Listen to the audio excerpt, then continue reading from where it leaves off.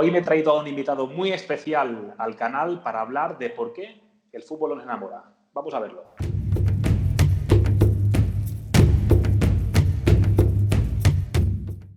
¿Qué tal? ¿Cómo estáis? Bienvenidas, bienvenidos. Como os decía, me he traído a un invitado muy especial, que es el señor Axel Torres Xirau, ¿no? Un compatriota, una persona nacida en Sabadell como yo. Luego hablaremos un poco, Axel, de por qué ese lobby, por qué esa secta comunicativa de Sabadell. Le escucharéis en Movistar, le escucharéis en la cadena SER, Fútbol Nacional e Internacional. Así que, Axel, un lujo que estés en el canal. ¿Cómo estás estos días? ¿Qué tal, Alberto? ¿Cómo estás? Bien, bien, pasándolo como puedo. De momento bien de salud, que es lo importante. Yo creo que si esto sigue bien no nos podemos quejar en ningún caso y bueno, hacer caso a las autoridades. Yo, de hecho, estoy haciendo caso a rajatabla. No he pisado la calle en 45 días, o sea que imagínate, para nada, ¿eh? Ni para ir a comprar, ni para ir a tirar la basura, o sea que a rajatabla. Yo que te conozco un poco, creo, no equivocarme si digo que de lo que ponen las autoridades tú vas un 25% más de seguridad, ¿no? Vas un poco más allá de lo que dice Sí, la sí, autoridad. sí, sí, sí, sí, absolutamente. Y de hecho, si hay un día que dicen, oye, se levanta el confinamiento, yo igual me espero 5 o 10 días más, ¿eh? A ver cómo respira el mundo. Sí, sí.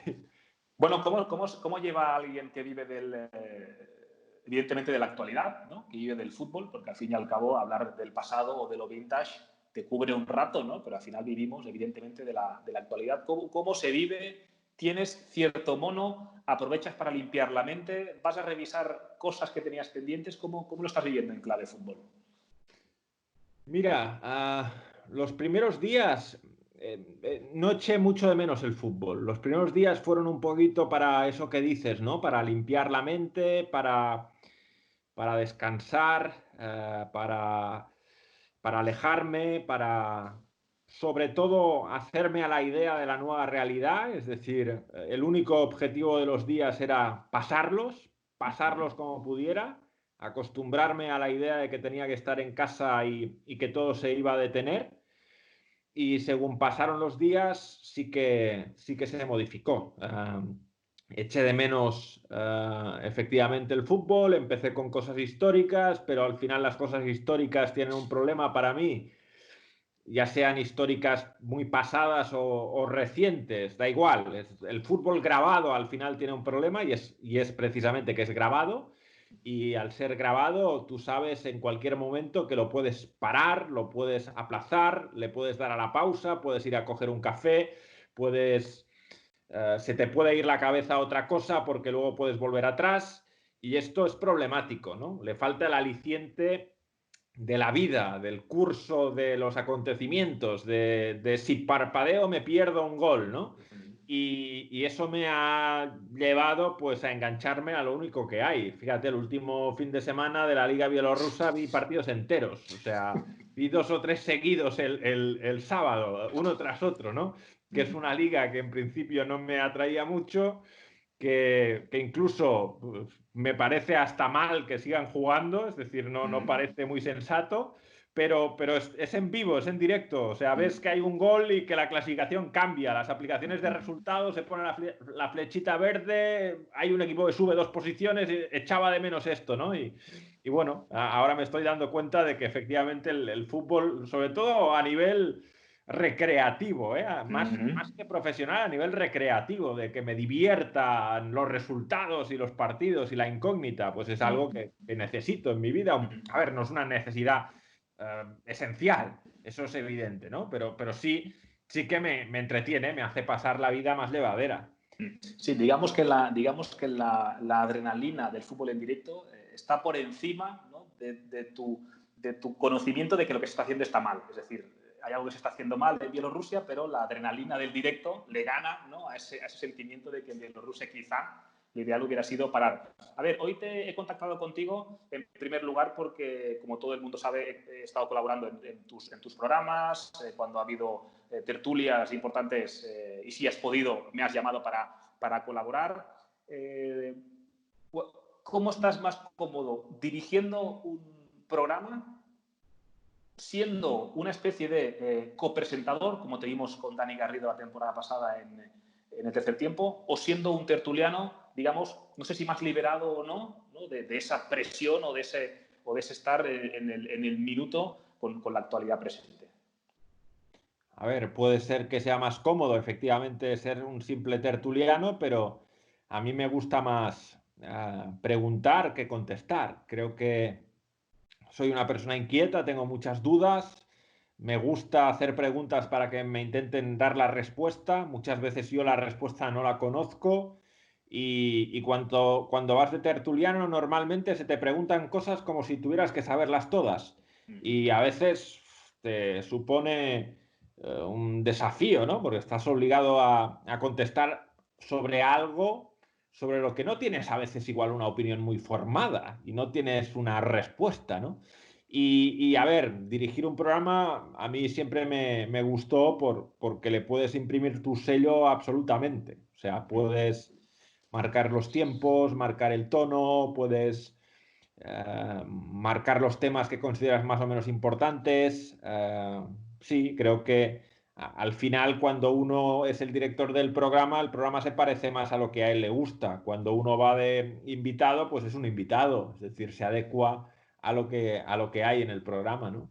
Sí, hay que decir, hay mucha gente que me pregunta, especialmente pues, gente que empieza, ¿no? Oye, y yo siempre les digo que, digamos que el que es tertuliano no es que vaya con la mano en el bolsillo, es decir, no es que vayas de tomar un café hace 2 minutos, ¿no? Y a ver qué pasa, pero sí que es verdad que tiene un punto de adrenalina de a ver este señor o esta señora qué me va a preguntar, a ver si yo lo sé y a ver si yo lo sé explicar. Y sí que es verdad que cuando hacíamos especialmente el club, tú eras mucho de preguntar, pero hay algo que no sé si te dabas cuenta de que cuando preguntabas y la contestación que te daban no te acababa de convencer, eras muy de repreguntar de nuevo hasta que o me convences de lo que estás diciendo o mejor paso al siguiente tema.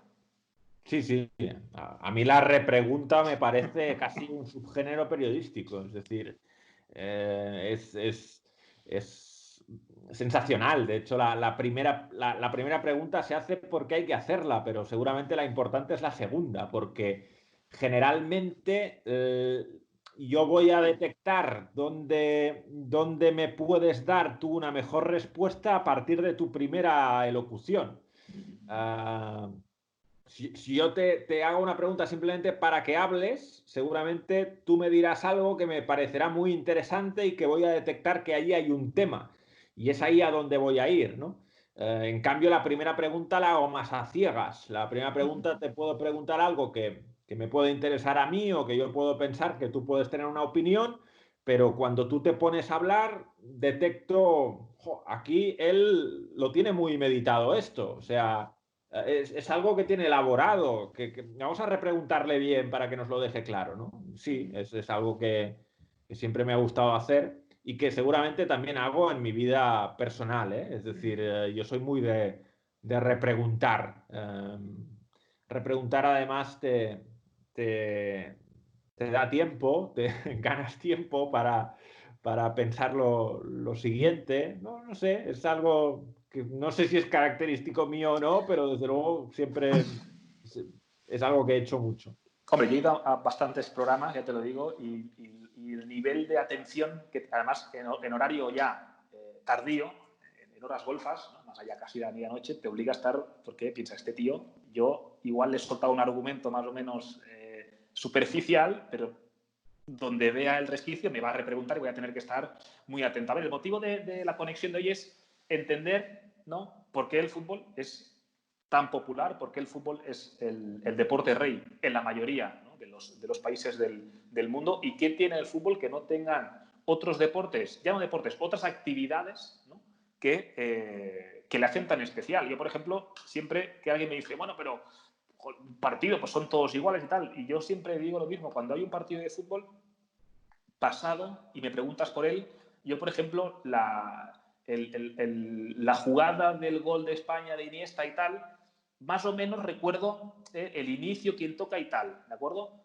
Lo que sí recuerdo perfectamente es dónde estaba, qué pensaba, en qué posición estaba, qué sentía mientras eso se desarrollaba y creo que es el fútbol te da algo especial, que es hacerte recordar sobre todo y hacerte sentir o resentir lo que viviste en aquel momento, más que el fútbol en sí, porque al fin y al cabo es un deporte, ¿no?, que tiene una competición, unas normas, como cualquier otro.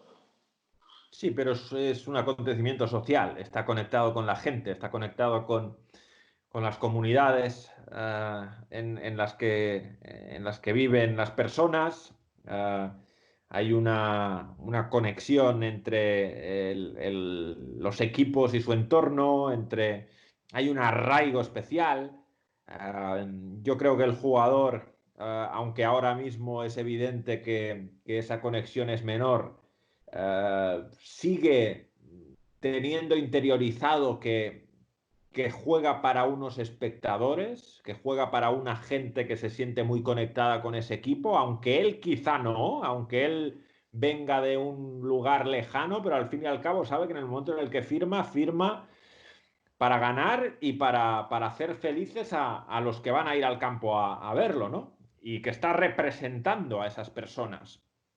¿Y qué tiene el fútbol que no tenga otro deporte que haya conseguido eso? Bueno, seguramente no creo que sea una cuestión tan relacionada con sus reglas del juego. Es decir, no creo que las reglas del juego del fútbol lo hayan llevado a que la gente sienta una mayor conexión porque se juega el fútbol de una manera determinada. Lo que es evidente es que el contexto en el que nace el juego y a partir de ahí el arraigo que tiene en sus inicios en las sociedades en las que empieza a crecer hace que la tradición histórica del fútbol lo reconozca como un juego tan conectado de forma tan masiva en tantas partes en todo el mundo. Al final, cuando es un juego que consigue despertar ese tipo de sentimientos en lugares muy diferentes, es algo que todos interiorizamos como que es un factor relacionado con el propio fútbol. Habrá ciudades de España, por ejemplo, en las que sean muy fuertes en balonmano, sean muy fuertes en fútbol sala, sean muy fuertes en baloncesto. Igual en esas ciudades ese sentimiento de arraigo se da más en esos deportes, pero pasará solo en esas ciudades, no pasará de manera uniforme, como ocurre con el fútbol, que es algo que está institucionalizado a lo largo del planeta, ¿no? Entonces, esa cuestión, y yo creo que ahora mismo hay una serie en Netflix que te permite, no me parece muy buena la serie, pero sí me parece que te permite conocer bien ese contexto de los inicios, los trabajadores de las fábricas, cómo esto representa al pueblo, el pueblo que es un pueblo deprimido, pueblo pobre, pueblo de gente con muchas dificultades, la única alegría que tiene el pueblo es si los jugadores de fútbol, que son los mismos que trabajan con ellos en las fábricas y que viven en sus casas pequeñas y con pocos recursos, si esos ganan, estamos todos contentos y por lo tanto hay un motivo de orgullo. Y todo eso se va arrastrando desde los inicios del juego, se mantiene y por eso ha sido un fenómeno tan importante.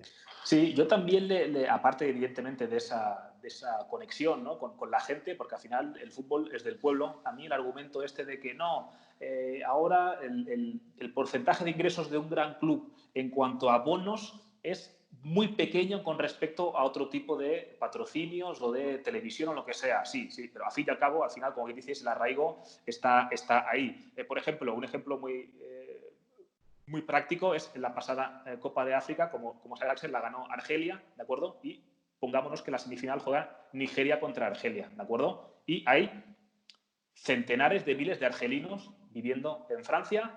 Francia ha tenido en Argelia, no viene al caso, ¿no? Pero ha tenido, actitudes bastante deleznables, ¿no? Podríamos hablar de genocidio directamente de Francia en Argelia. Y sale un tipo de ultraderecha de Francia que dice: ojalá los nigerianos le ganen a Argelia, cuando tú sabes que en tu país hay cientos de miles de argelinos, ¿no? Y cuando Mahrez marca ese gol de falta que le da el pase a Argelia a la final, claro, se monta un cirio espectacular en Francia porque ese disparo de Mahrez con la zurda buscando la escuadra de Nigeria no era un gol para pasar a semifinales, era un gol primero para llenar de orgullo a los argelinos que viven en el continente o en el país magrebí, y también para esos argelinos que se sienten, digamos, de segunda categoría en Francia y que han tenido que escuchar como alguien, ¿no?, que tiene un sitio en el Parlamento francés viene a decir que ojalá perdáis, ¿no?, y os quedéis fuera del camino. Por lo tanto, esa conexión con el pueblo evidentemente está muy arraigada y para mí estoy de acuerdo que es el factor principal por el cual el fútbol es el deporte rey. Sí, es que insisto en que no tiene que ver con cómo se juega. O sea, esa conexión no la ha conseguido el fútbol porque es un juego que juegan 11 contra 11 y se la pasan con los pies. Porque podría haberlo conseguido el balonmano. ¿Y no crees, perdón, Axel, simplemente, ¿y no crees que el fútbol es el deporte, digamos, colectivo más fácil de jugar en sus inicios? Es decir, que con menos tú puedes jugar, es decir, tú con una puerta de un garaje o con 2 mochilas, ¿no?, del colegio y con un balón de trapo o en el pasillo con calcetines enrollados, tú ya puedes jugar. No sé si crees que esa conexión, ¿no?, con tu infancia, es decir, puede jugar al fútbol un rico adinerado, ¿no?, no lo sé, de Miami, ¿no?, en Beverly Hills o donde sea, y en un poblado del interior de Zimbabue cojo la cáscara de un coco y me pongo a jugar. No sé si esa democratización, por llamarlo así, del juego, Sí, tiene sí. algo que ver o no.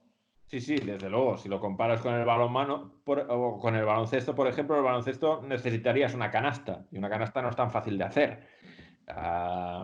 Pero sí que el balonmano, por ejemplo, con la misma pelota podrías intentar jugar con las manos, pero es verdad que ya es algo que estaría muy relacionado con agacharte, con pasar al compañero. Igual no es algo tan instintivo como lo que hace el niño pequeño con las cosas que se encuentra por casa. Es decir, al fútbol seguramente empezamos a jugar sin saber que estamos jugando a fútbol.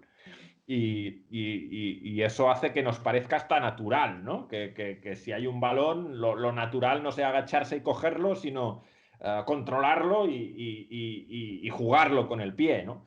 Sí, efectivamente. Es decir, en este sentido, es un juego que da facilidades para que en cualquier parte se pueda jugar y a partir de ahí que mucha gente se haya hecho con él como algo recreativo, como algo en un espacio de ocio, en su tiempo de descanso de sus quehaceres diarios y eso es muy importante.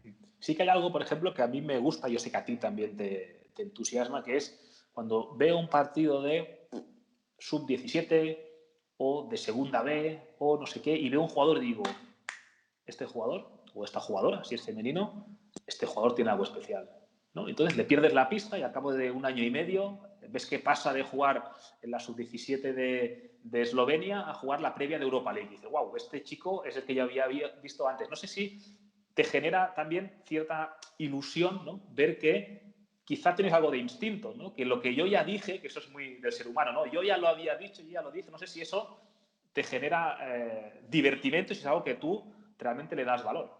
Sí, pero no hace falta que luego destaque. Es decir, el momento reconocimiento del talento es un momento especial y no necesitas demasiado que luego ese jugador sea una figura. Es decir, el tú descubrir ese talento, el darte cuenta de, joder, aquí hay algo muy grande, anda, este chico está haciendo cosas diferentes, este chico es bello de ver, ¿no?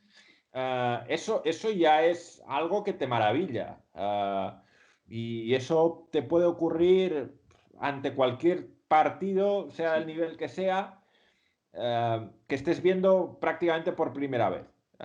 Porque incluso en un nivel bajo siempre habrá alguien que destaque y alguien que haga cosas muy bien.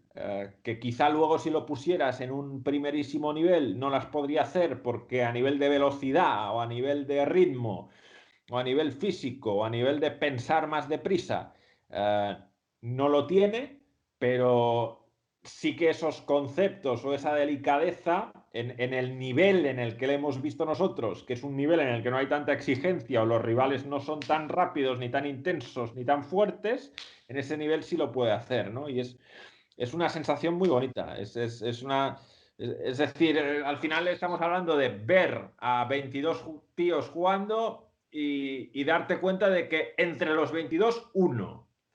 Y ese uno ¡buah! Es como una revelación, ¿no? ¿Y a ti te gusta? Porque entre esos 22 que están jugando, este es el que me ha alegrado la tarde, ¿no?, o este es el que de verdad tiene talento, O lo que te digo, si crees que una mayor proyección a ti te refuerza un poco esos argumentos, porque muchas veces diremos, no, yo sé que este tiene algo especial, pero se ha quedado clavado. No sé yo si realmente tengo tan buen olfato. Yo siempre cuento la primera vez que vi a Sadio Mané, ¿no? Siempre lo cuento porque es así. Se jugó en los Juegos Olímpicos de Londres, unos meses antes, se jugó en Gran Canaria, o en Canarias, no sé si fue en Gran Canaria o fue en Tenerife, creo que fue Gran Canaria, un Senegal-España sub-23, ¿no? Y se dio en Teledeporte, lo recuerdo bien, y se dio repetido el sábado por la mañana. Yo había salido el viernes pues de fiesta y tal, y por la mañana me despierto ahí con el colacao y tal, y digo, este tío, ¿quién es? ¿No? Lleva 5 partidos en el Metz. Y no sé, y a mí siempre me ha dado esa pequeña ilusión de decir, no es que yo ya lo dije, pero sí de ver ese crecimiento y de ver cómo él va sorteando obstáculos. ¿Qué jugadores, ¿no? digamos, que tú hayas visto, digas, en edad muy temprana, ¿no? o en escalones más bajos, y luego hayan ido creciendo o no, te despertaron ¿no? esa chispa de decir, aquí hay un talento especial? Bueno, es que hay muchos. O sea, Silva, por ejemplo, con la selección sub-17 de España, le recuerdo bien en sus inicios. Era un chico muy, muy especial, muy diferente de todos los demás. Modric para mí hay un partido de Modric que es el Inglaterra-Croacia, cuando él todavía está en el Dinamo de Zagreb, y es la última jornada de fase de clasificación para la Euro 2002, no, 2008, para la Euro 2008. Y Croacia ya está metida, Inglaterra no. Inglaterra necesita en la última jornada ganarle a Croacia o empatar con Croacia, creo, y acaba ganando Croacia 2-3 en Wembley, sin jugarse nada, y Modric hace un partido que sigue siendo de los mejores partidos que le he visto yo a nadie, ¿no? Y en ese momento estaba en el Dinamo de Zagreb se vio ahí que estábamos ante un jugador de clase super mundial.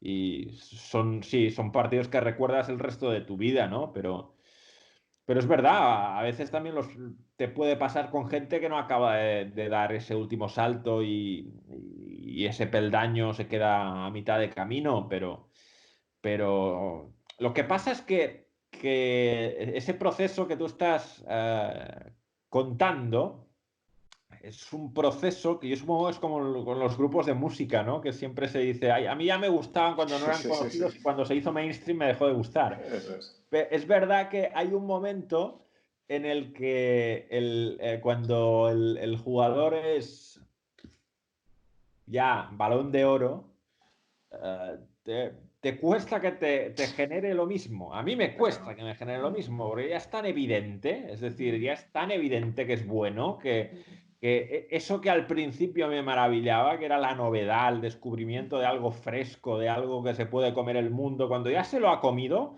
ya lo sabemos todos que es bueno. No, no, lo que hace sigue siendo bonito y sigue siendo muy bello, pero a mí no me genera el mismo entusiasmo que al principio. Pues Messi, por ejemplo, es que Messi claro, es el mejor de todos los tiempos. Y ya lo sabemos. Es el mejor, pero es que ya no puede hacer nada que me impresione Sí. de más o que me haga pensar que este chico es más de lo que yo creía. No, no, ya lo sé que es el mejor. O sea, hace muchos años que sé que es el mejor. Por lo tanto, me cuesta más que me impresione. O sea, ir con la expectativa nula es siempre lo más agradecido, porque pasas de...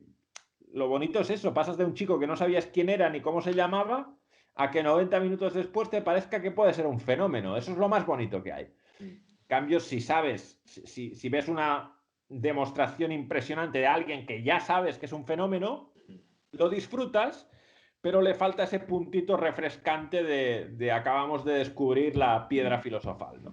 Sí, digamos que está talento, emoción y sorpresa, ¿no? Y si Sí. tengo talento y emoción, bien, la sorpresa seguramente es lo que, ¿no? te hace saltar un poco la chispa. Dicho esto, yo no sé si es algo o que todo lo antiguo siempre ¿no? Esa frase de que lo antiguo casi siempre lo idealizas porque te quedas con lo bueno y quitas lo malo. ¿Crees que el fútbol está entrando en un escenario de menos sorpresa? Es decir, que cada vez cuando tú comentas o ves un partido de forma recreativa, más o menos ya intuyes por dónde va a ir la jugada, más o menos ya intuyes lo que va a pasar, se está, digamos, robotizando un poco o no, todavía queda espacio para la sorpresa, ¿no? Y para esa chispa de la que estamos hablando. Yo creo que todavía al final siempre hay mucho jugador técnicamente bueno que improvisa, que hace cosas diferentes. Es cierto que cada vez hay entrenadores más preparados y más sofisticados y que consiguen que sus equipos hagan exactamente lo que ellos quieren, pero siempre hay alguien que se sale de la norma en el propio equipo o que consigue en un alarde de inspiración, en un destello, romper una estructura. Y yo creo que esto siempre va a ser así. Es decir, siempre por mucho que la táctica evolucione y esté entrenadísima, el talento puro va a derribar la táctica. Ya recuerdo partidos, las primeras veces que Guardiola se enfrentó al Barça, que con el Bayern Múnich y no sé si después también con el Manchester City, eh, le dominó el partido, tuvo el balón, claramente veías que estaba más trabajado, que era un equipo académicamente mucho más perfecto, que le manejaba, que le sometía, pero al final no tenía Messi y Messi ganó los partidos, alguno incluso marcó 3 goles, ¿no? O sea que al final yo creo que la táctica no va a poder convertir el fútbol en algo 100% previsible. Seguramente va a conseguir que los partidos estén más dentro de unos cánones pensados y meditados. Va a ser menos el correcalles que era el fútbol en los inicios, pero no va a conseguir anular por completo la inspiración del individuo talentoso. Sí, digamos que esto es un espionaje contra espionaje, ¿no? Es decir, la táctica lo que busca es anular, bueno, mejorar mis virtudes, anular las virtudes del rival y luego el rival tiene que intentar anular, ¿no? La anulación de mis virtudes para ir, digamos, ir generando que los entrenadores también, digamos, vayan evolucionando. Por eso hay entrenadores que se les ve, ¿no? Que ya quedan fuera. Es decir, ahora mismo los entrenadores preparan los partidos, tienen un plan de partido y durante el mismo partido tú ves cambios constantes todo el rato, intentar ir moviendo, ¿no? A sus piezas para encontrar su mejor versión.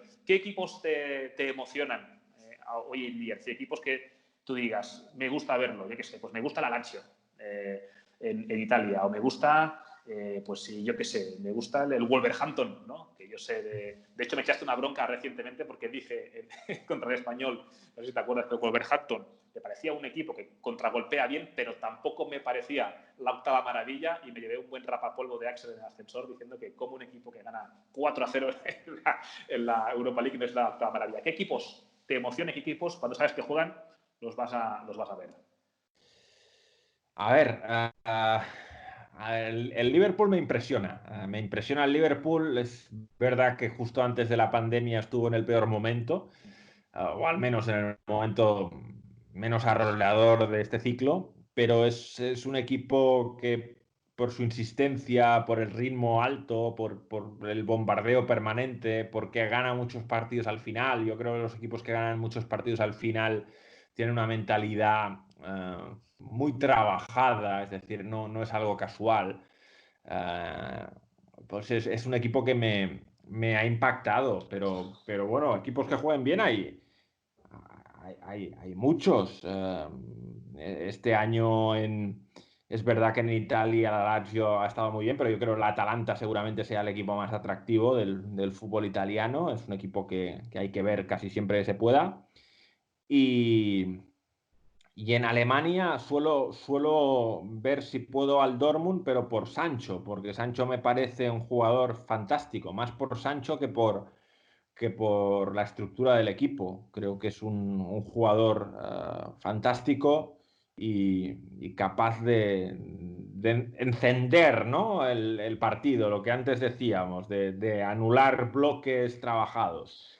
Mm, Es, yo- a ver, Manchester City cuando tiene su tarde sigue siendo un equipo muy bien hecho. Este año ha estado por debajo de su nivel, pero sí, son los que te diría. En el fútbol español seguramente la Real Sociedad es el equipo más bonito de primera división. Es el equipo que además ha conseguido crear un sello, ha elegido jugadores para jugar a eso, es muy armónico. Es quizá el equipo en España que más apetece ver.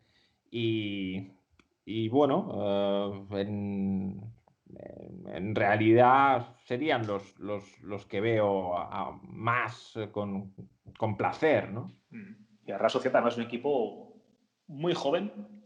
Hay que ver también hasta qué punto se va a poder retener, ¿no?, algunas piezas, porque este verano ha fichado bien, pero evidentemente los tiburones andan por ahí con ganas de fichar. Y en cuanto a talento joven, es decir, evidentemente en el foco tenemos a superdotados físicos, y aquí también quiero hacer un poco de hincapié. Por ejemplo, uno ve a Mbappé, que aún es jovencísimo, es decir, aunque lleve ya 3 años, es jovencísimo.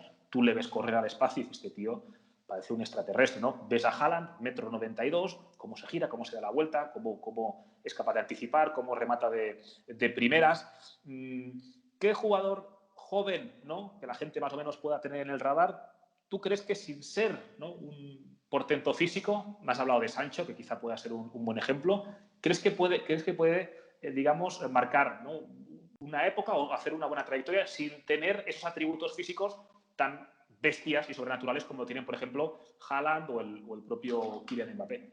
O sea, sin ser un prodigio físico. Sí. Por ejemplo, me hablaban antes de Silva, por ejemplo, ¿no? Es decir, hay gente que dirá, bueno, no tiene el prodigio físico, pero tiene el técnico. Pero sí que yo denoto que en un fútbol donde cada vez más la recurrencia en el esfuerzo continuado, digamos, la exigencia física al máximo nivel, jugadores que, sin ser tan físicos, como es el caso, por ejemplo, de Jadon Sancho, que sí lo es, tú creas que realmente están, ¿no?, para hacer grandes cosas.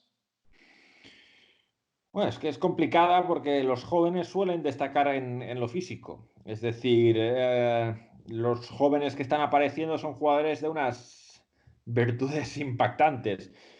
Foden, te diría, en el Manchester City, aunque está jugando poco porque tiene mucha competencia, pero seguramente es un jugador delicado, es un jugador que tiene el fútbol en la cabeza, que piensa rápido, que es adaptable a varias posiciones, es de los que puede estar ahí. Y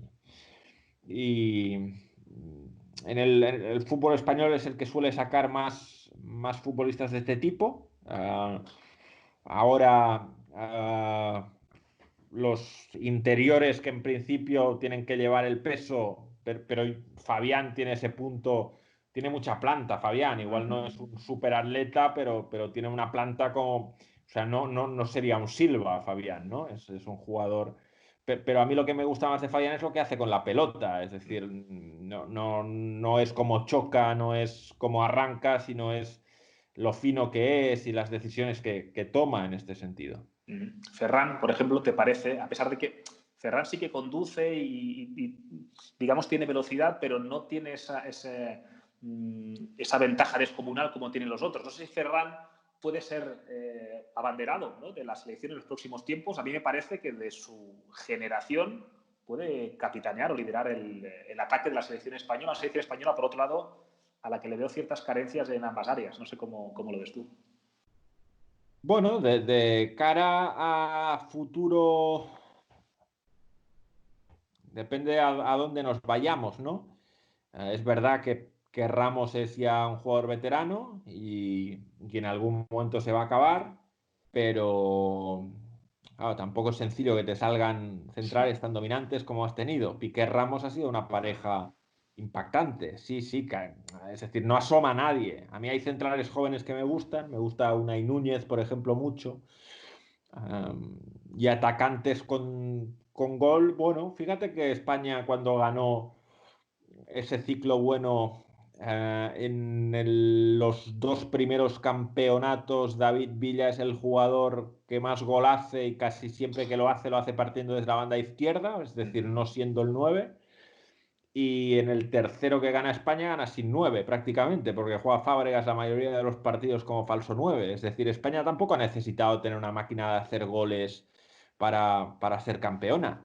O sea bueno, viendo categorías inferiores, hay mucho jugador de un buen manejo de balón, hay mucho jugador que yo creo que va a permitir mantener el estilo y si falta arriba un poquito de gol, pues, creo que en el último Europeo Sub-21, si no recuerdo mal, Dani Olmo acabó jugando algún partido de falso Sí, 9 sí. también, o sea que estamos viendo que la tendencia es esa, o sea, la tendencia es que incluso si te falta esa figura reconviertas a un interior, a un media punta, a un jugador de ataque y llegas con mucha gente, llegas con laterales, llegas con interiores, llegas con todo y por puro aplastamiento a base de someter acabas haciendo gol.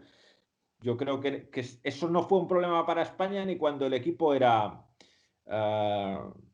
era buenísimo, ¿no? Es decir, no tener un 9, no tuvo España una super referencia como 9 ni cuando ganó. Entonces, en este sentido, yo creo que lo más problemático sería que no existieran esos jugadores de centro del campo y en cambio en esa última Eurocopa Sub-21, Ceballos, Fabián, Marc Roca, que hizo un torneo fabuloso, y luego Olmo, que jugó también por dentro muy a menudo, aseguraron que ese estilo se mantuviera y que marcara diferencias. Sí, digamos que debe ser esa generación, ¿no? que debe impulsar a España. Y bueno, para ir finalizando, quiero que te estoy atracando un poco, lo sé.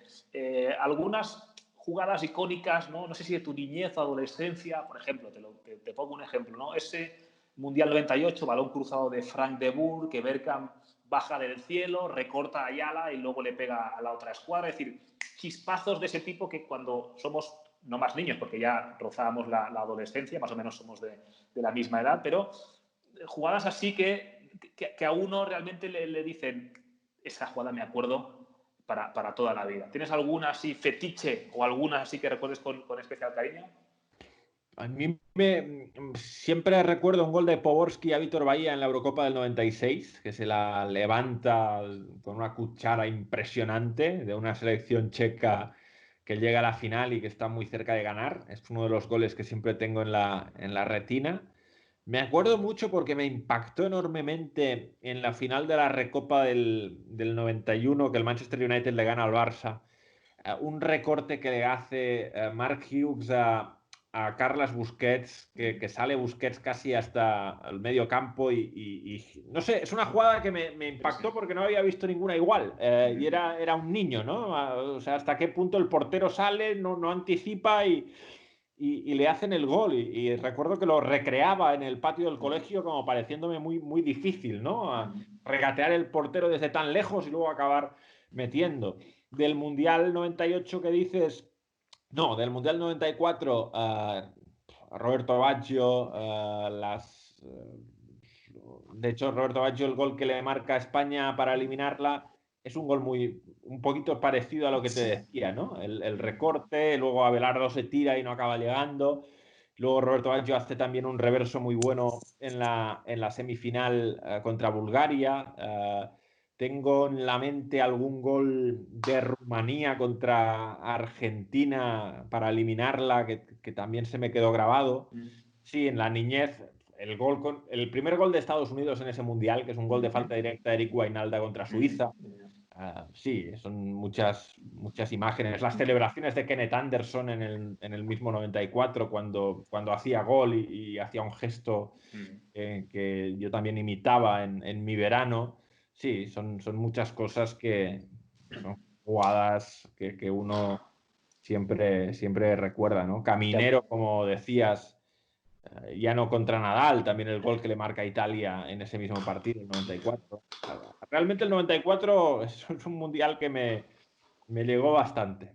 Hombre, es el mundial donde ya, digamos que los jugadores tienen nombre en la camiseta, ¿no? Y esto ya, número fijo, nombre en la camiseta, digamos que el oasis, ¿no? del marketing que es Estados Unidos, alguna bota de color, es decir, que creo que es el primero que encima como niño, siendo un niño, claro, ver todo aquello, ver partidos prácticamente de madrugada, ¿no? y la sensación de que me estoy saltando cosas, ¿no? para ver esos partidos tiene que ser, o de hecho fue espectacular. Pues nada, Axel, oye, pues gracias por pasarte por el canal, un placer.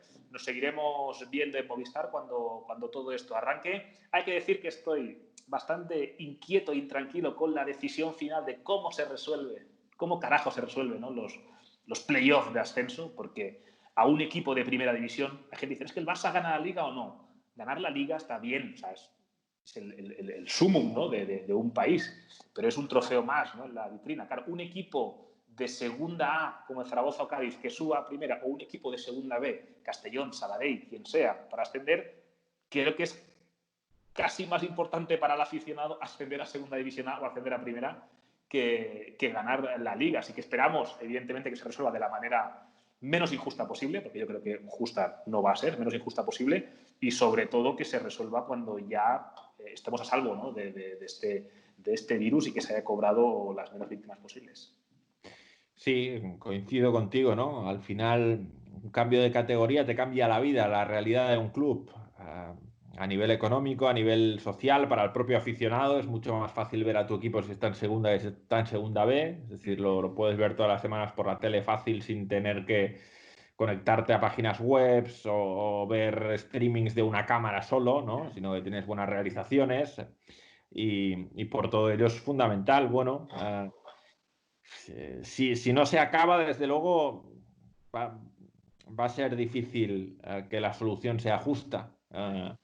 Pero como has dicho, intentar que sea lo menos injusta, aunque yo creo que viendo cómo están moviéndose las cosas, me temo que vamos a tener jaleo. Me temo que hay gente que se va, que el que esté perjudicado, pues evidentemente no le va a gustar la decisión y va a costar mucho llegar a un acuerdo realmente. Perfecto, Axel. Pues muchas gracias. Esperamos vernos pronto y un placer que hayas estado en el canal. Un abrazo, Alberto, a todos. Hasta luego. Y a vosotros, aprovechando Axel, ya sabéis, lo típico, autobombo, campanita, suscripción y hacer spam entre los colegas de que Axel Torres ha pasado por el canal de Alberto. Un abrazo.